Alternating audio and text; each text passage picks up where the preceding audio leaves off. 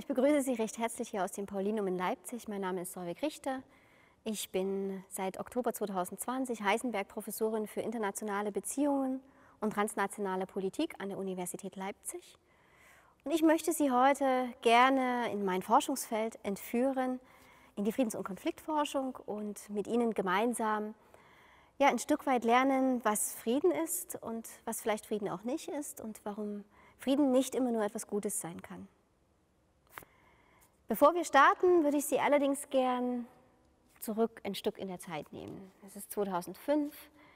Wir gehen vom Paulinum in ein Büro einer internationalen Friedensmission nach Sarajevo.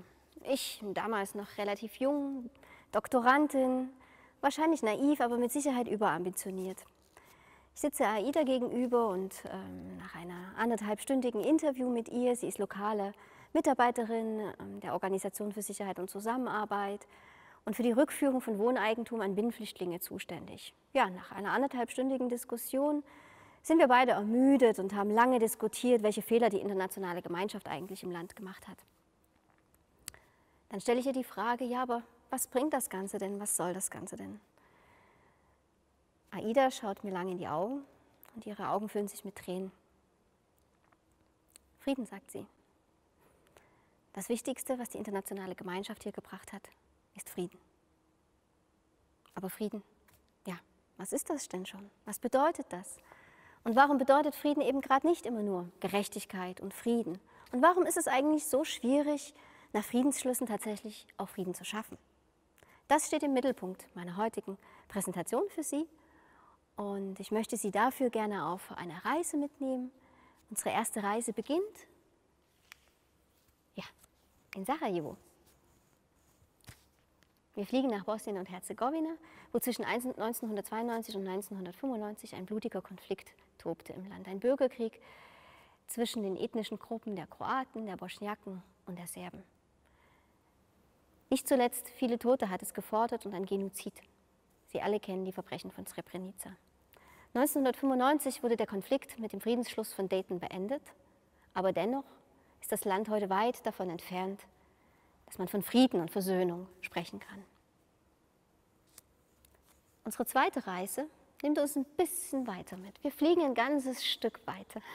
Wir fliegen nach Kolumbien, nach Bogota, wo der Kaffee herkommt. Auch dieses Land hat eine lange Geschichte von blutigen Konflikten hinter sich und hat auch 2016 einen Friedensschluss gesehen zwischen der kolumbianischen Regierung und der größten Rebellengruppe, den FARC-Rebellen. Doch auch hier dominieren in den Nachrichten eher die schlechten Nachrichten, Nachrichten von der Ermordung von sozialen, sogenannten Líderes Sociales, also zivilgesellschaftlichen Akteuren, weiteren kriegerischen Handlungen, Attacken. Das Land ist nicht zur Ruhe gekommen. Warum also nach einem Friedensschluss solche negativen Erfahrungen und solche Probleme? Einsteigen möchte ich in meiner Präsentation mit Ihnen und Ihnen das Verständnis von Frieden näher bringen, damit Sie auch die Gegensätze erklären können. Und anschließend möchte ich dies gerne an 3 Fallbeispielen mit Ihnen aufzeigen. Bevor wir aber unsere Reise dann nach Sarajevo und Bogota antreten, gehen wir wieder zurück nach Leipzig in den Hörsaal. Ich habe in diesem Semester meine Studierenden gefragt, was sie denn unter Frieden verstehen. Viele positive Dinge, die auch Sicherheit sie teilen. Gerechtigkeit, Freiheit, Grundrechte, die Abwesenheit von Gewalt. All dies für die Studierenden auf Anhieb ein Friedensbegriff. Im zweiten Schritt habe ich allerdings die Studierenden ein wenig provoziert und habe sie gefragt, was ist denn aber an Frieden vielleicht auch schlecht? Stellen Sie sich vor, wenn Frieden etwas Schlechtes wäre. Und hier kamen die Begriffe wie Stagnation, Diktatur, Unterdrückung. Wissenschaftlich ist dieser Gegensatz eines der Grundlagen auch der Friedens- und Konfliktforschung. Wir unterscheiden in der Friedens- und Konfliktforschung zwischen negativen Frieden und positiven Frieden. Das ist angelehnt an Johann Galtung. Negativer Frieden beinhaltet also die reine Abwesenheit von Gewalt, von physischer Gewalt, während positiver Frieden, der Begriff des positiven Friedens, beinhaltet Gerechtigkeit, die Suche nach Versöhnung, die politische Entwicklung oder die politische Entfaltung, die Freiheit für jedes Individuum und ja, vielleicht auch die Suche nach gerechter Weltordnung. Das basiert auf dem Gewaltdreieck von Johann Galtung, der unterscheidet in seiner Kategorisierung zwischen direkter Gewalt, also physischer Gewalt, die auch sichtbar ist, und zwischen struktureller und kultureller Gewalt. Strukturelle Gewalt beinhaltet etwa systematische Benachteiligung von Minderheiten oder Armut. Also es kommt zu Gewaltanwendung, die wir nicht sehen, aber die dazu führt, dass es zu Konflikten kommt. Auch kulturelle Gewalt ist beispielsweise ein Teil davon in Gesellschaften, wo Frauen sehr häufig unterdrückt werden oder es oft zu Femiziden kommt. Somit unterscheiden wir also, und das ist wichtig für die weitere Präsentation, zwischen einer rein physischen Abwesenheit von Gewalt. Das wird meistens in Friedensschlüssen geschaffen, wie in Dayton 95 und im Friedensvertrag von Kolumbien 2016 und der eigentlichen positiven Entwicklung. Starten wir mal rein in unsere Beispiele, um Ihnen auch die Diskrepanz zwischen dem eigentlichen Friedensschluss und der anschließenden Entwicklung zu zeigen. Oft wird argumentiert, dass Demokratie eines der wichtigsten Errungenschaften wäre und eine der wichtigsten Voraussetzungen für nachhaltigen und stabilen Frieden. Ja, in der Tat, es gibt sehr viele empirische und wissenschaftliche Belege dafür, dass Demokratien keine Kriege gegeneinander führen und grundsätzlich sehr friedlich sind. Warum hat es aber in den beiden Ländern eher zu Problemen geführt, als tatsächlich zu einer nachhaltigen Friedensschaffung? Schauen wir mal auf Bosnien-Herzegowina.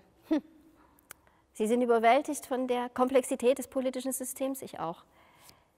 Der Friedensschluss von Dayton 1995 hat ein hochkomplexes politisches System geschaffen, mit zahlreichen Instanzen, die gewählt werden.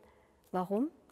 Man wollte die Interessen aller beteiligten Konfliktparteien befriedigen. Das heißt, jede ethnische Partei hat ein Recht darauf, etwa einen Vertreter in die Präsidentschaft zu entsenden oder einen Minister oder einen Vizeminister. Das hat zur Komplexität des Systems beigetragen. Ein zweiter Punkt, man hat sehr viele Vetorechte eingeräumt. Das heißt, in dem politischen System in Bosnien-Herzegowina können sehr viele unterschiedliche Bevölkerungsgruppen ein Veto einlegen, wenn ihre Interessen nicht berücksichtigt worden sind. Was war die Konsequenz dessen? Demokratie in der Ausprägung dieses politischen Systems hat dem Land nicht unbedingt eine schnelle Entwicklung gebracht, sondern ganz im Gegenteil Stagnation und Blockade. Schauen wir nach Kolumbien. Da hat es eine ganz ähnliche Entwicklung gegeben. Die ersten Wahlen, unter anderem nach einem Friedensschluss, werden ja als sogenannte legitimierende Wahlen interpretiert, also Wahlen, die den Friedensschluss noch einmal einen richtigen Push geben sollen und von der breiten Bevölkerung Unterstützung. Das hat in Kolumbien leider so nicht geklappt. Wir sehen auf dem einen Bild, wie Juan Manuel Santos sich mit dem Vertreter der FARC die Hände reicht, der Friedensschluss von 2016. Und gleichzeitig sehen wir aber auch, dass die Bevölkerung in einem Plebiszit im Oktober 2016 genau diesen Friedensvertrag abgelehnt hat. Mit einer zwar kleinen Mehrheit, aber sie hat es abgelehnt. Der Friedensvertrag wurde dann durch den Senat und durch den Kongress verabschiedet, hat aber nicht in dem Moment, so sagt man, die Bevölkerungsmehrheit hinter sich gehabt. 2018 kam es zu Wahlen, Präsidentschaftswahlen in dem Land. Und wieder mit hauchdünner Mehrheit hat ein Kandidat gewonnen, der sich eigentlich gegen den Friedensschluss ausgesprochen hat und der eindeutig in seiner Wahlkampagne auch gegen den Friedensprozess Werbung gemacht hat oder Kampagne gemacht hat. Ivan Duque. Wie kann es eigentlich sein, dass die Mehrheit in dem Land durchaus den Frieden möchte, aber sich dann doch gerade in Wahlen für Kandidaten entscheiden, die gegen diesen Friedensprozess sind? Das hat sehr viel mit den Dynamiken von Wahlen zu tun, die zur Polarisierung beitragen und zur Radikalisierung von politischen Positionen. Und so ist die Wissenschaft nicht nur im Fall Kolumbien überzeugend dazu gekommen, dass Wahlen gerade kurz nach Friedensschlüssen doch eher ein spaltendes Element und weniger zu Frieden beitragen können, als dass sie zur Versöhnung beitragen können. Kommen wir zu unserem zweiten Fall, Frieden und Versöhnung. Auch hier hat die Wissenschaft, die Friedens- und Konfliktforschung, einen sehr bedeutenden Beitrag geleistet, indem sie herausgearbeitet hat, dass die Aufarbeitung von Kriegsverbrechen zentraler Bestandteil eines Friedensprozesses sein sollte. Es gibt unterschiedliche Instrumente. Wir kennen etwa Wahrheitskommissionen, wir kennen auch die justizielle Aufarbeitung. Die Nürnberger Gerichte beispielsweise waren eines der ersten Beispiele. Und doch beinhalten all diese Instrumente auch weiterhin ein Dilemma zwischen der Suche nach Gerechtigkeit und der Versöhnung zwischen den früheren Konfliktparteien. Schauen wir uns das Beispiel von Bosnien und Herzegowina an. Sie sehen auf diesem Bild Ratko Mladic. Ratko Mladic musste sich vor dem Internationalen Strafgerichtshof für das ehemalige Jugoslawien verantworten und hat auch eine Strafe bekommen. Er wurde abgestraft für Verbrechen gegen Menschlichkeit, für Genozid und für umfassende Menschenrechtsverletzungen im Land. Hat dies zur Versöhnung im Land beigetragen? Nicht zwangsläufig. Denn was Gerichtsverfahren auch immer wieder mit sich bringen, ist die Suche nach individueller strafrechtlicher Verantwortung. Gerichte können nur ein Individuum strafverfolgen oder verurteilen. Was Gerichte nicht können, ist den Gesamtkontext, den historischen Kontext aufarbeiten und die Suche nach Wahrheit oder zur Suche nach Wahrheit beitragen. Das können sie nur sehr begrenzt.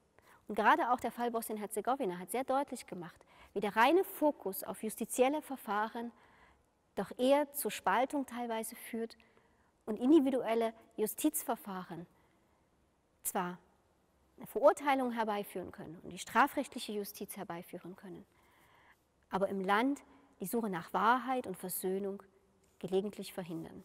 Ich möchte Sie wieder mit nach Kolumbien mitnehmen. Sie sehen hier zwei frühere oder Reintegrationscamps, in denen frühere FARC-Rebellen sich niedergelassen haben nach dem Friedensschluss, in dem sie ihre Waffen niedergelegt haben und in dem sie versuchen, sich in das zivile Leben zu integrieren. Auf der einen Seite Paz y Reconciliación, Frieden und Versöhnung. Das ist, wozu sich auch die Mehrheit der früheren FARC-Rebellen im Land bekannt hat. Auf der anderen Seite sehen sie aber gleichzeitig que la paz no nos cuesta la vida, dass der Frieden uns nicht das Leben kostet. Die Situation für die früheren FARC-Rebellen im Land ist im Moment sehr angespannt. Sie sehen sich großen Sicherheitsrisiken gegenübergesetzt, teilweise aus dem eigenen Lager, von Dissidenten, teilweise aber auch von anderen kriminellen Gruppen. Versöhnungsprozess ist ein langer Prozess und hat hier erst angefangen. Es gibt einige Opfergruppen, die beispielsweise sich auch dagegen ausgesprochen haben, dass die früheren FARC-Rebellen ihren Weg zurück ins zivile Leben finden, sodass die eigentlichen FARC-Rebellen, oder früheren Kombattanten, die sich auch für den Friedensprozess bekannt haben, von vielen Seiten unter Druck stehen. Von der Regierung, die ihnen bestimmte Rechte nicht unbedingt gewähren will, von früheren Opfern, die nicht einsehen, warum eigentlich die früheren Täter reintegriert werden sollten, und von eigenen Dissidenten, die sie zum Teil abmorden und abschlachten, weil sie sich dem Friedensprozess angeschlossen haben und nicht weiter am Drogenschmuggel beteiligen wollen. Auf lokaler Ebene zeigen sich hier durchaus sehr, sehr viele positive Ansätze. Und oft finden wir auf lokaler Ebene, gerade in Kolumbien, viel mehr Versöhnungsprozesse, als dies oft auf nationaler Ebene sich widerspiegeln lässt. Insofern, ein wenig Hoffnung ist gegeben, aber die Situation bleibt auch hier sehr angespannt. Kommen wir zu unserem letzten Punkt, Frieden und Diversität. Es wird oft gesagt, dass, um einen nachhaltigen Frieden zu schaffen, die Integration von Minderheiteninteressen eines der zentralen Anliegen sei. Und gerade dort, wo wir es mit vielen und multikulturellen Gesellschaften zu tun haben, ist Inklusivität und Diversität eines der zentralen Kriterien für einen positiven Frieden. Gleichwohl ist es leicht gesagt, aber schwer erreichbar. Denn wie erreicht man Inklusivität und Diversität? In Bosnien-Herzegowina hatten wir den Fall, dass mit dem Friedensschluss von Dayton die 3 ethnischen Gruppen auf ihren Rechten und auf ihren Identitäten sehr beharrt haben, was dazu führte, dass die Rechte in die Verfassung aufgenommen wurden und es gerade im Bereich Bildung, im Bereich Kultur, im Bereich Sprache sehr weitreichende Rechte für diese ethnischen Bevölkerungsgruppen gibt. Das hat auch dazu geführt, dass letztlich Kinder in der Schule aus 3 unterschiedlichen Lehrplänen lernen, wie Sie es hier sehen, am Beispiel von Geografiebüchern. Das heißt, kroatische, serbische und bosniakische Kinder lernen unterschiedliches Wissen im Hinblick auf die Geografie des Landes. Hat dies zu mehr Versöhnung beigetragen? Eher weniger. Denn was wir gesehen haben, ist, dass unterschiedliche Bildungen, unterschiedliche Identitäten die eigenen Identitäten der ethnischen Bevölkerungsgruppen sehr stark gestärkt haben, aber das multiethnische Gemeinsame eher in den Hintergrund getreten ist. Etwas anders gelagert sind die Probleme in Kolumbien. Auch in Kolumbien ist ein multiethnisches Land. Und was Sie hier sehen auf unserem Bild, ist eine indigene, frühere FARC-Rebellin, die sich gerne in das Land oder in den Friedensprozess integrieren möchte. Aber auch sie sieht sich umfassenden Problemen gegenüber. Nicht nur, weil sie Ex-Kombattantin ist, sondern auch gerade, weil sie eine indigene Identität hat. Und so ist es im Friedensprozess sehr häufig sehr schwierig, individuelle Interessen mit den Interessen von unterschiedlichen Gruppen zu vereinen. Die indigene Bevölkerung in Kolumbien ist sehr groß und hat umfassende Rechte. Häufig ist es aber gerade die Regierung, die diese Rechte der indigenen Bevölkerung ignoriert und sie beispielsweise nicht involviert bei lokalen Entwicklungsprojekten, bei der Verteilung von Land, all diesen Sachen vor allem auf lokaler Ebene. Versöhnungsprozesse und Friedensschaffungsprozesse gehen aber vor allem eben auch über die Schaffung von Institutionen. Und hier bedeutet die Berücksichtigung von Diversität, dass zum Teil individuelle Interessen, Gruppeninteressen hinten anstehen müssen.